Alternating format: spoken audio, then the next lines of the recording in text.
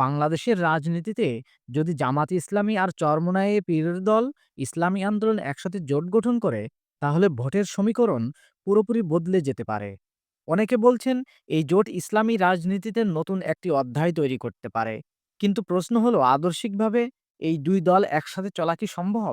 ইসলামী আন্দোলন বাংলাদেশ, যেটি চরমোনাই পীরের নেতৃত্বাধীন, এই দলটির মূল শক্তি আসে তাসাউফ, পীর মুরিদ সম্পর্ক, জিকির ও ওয়াজ মাহফিল থেকে।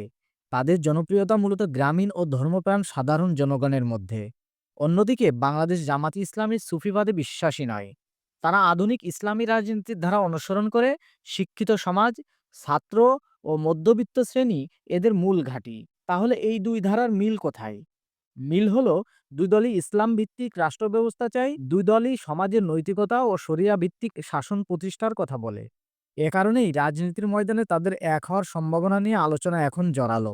রাজনৈতিক দিক থেকে দেখা যায়, একটি বড় সমস্যা হলো ইসলামী জোটের বিভাজন। চরমোনাই ও জামাত আলাদা থাকলে ভোট ছড়িয়ে যায়, কিন্তু যদি একসাথে আসে তাহলে ইসলামী ঘরানার ভোট একত্রিত হয়ে যেতে পারে। এতে তারা জাতীয় রাজনীতিতে প্রভাবশালী অবস্থানে যেতে পারে। তবে বাস্তবতা হলো, এই জোটের সামনে কিছু বাধাও আছে। আদর্শিক পার্থক্য, নেতৃত্ব কার হাতে থাকবে, এই প্রশ্নগুলো সহজ নয়। চরমোনাই পীরের জনপ্রিয়তা আর জামাতের সংগঠন শক্তি, এই দুই শক্তি যদি একে অপরকে মানিয়ে নিতে পারে, তাহলে সত্যিই রাজনীতির মাঠে এক নতুন ইসলামী অধ্যায় শুরু হতে পারে। বাংলাদেশে ইসলামী রাজনীতির এই সম্ভাব্য ঐক্য, এটা কি বাস্তব রূপ নেবে, নাকি আগের মতোই থাকবে কেবল আলোচনার পর্যায়ে? আপনার মতামত কমেন্টে জানান।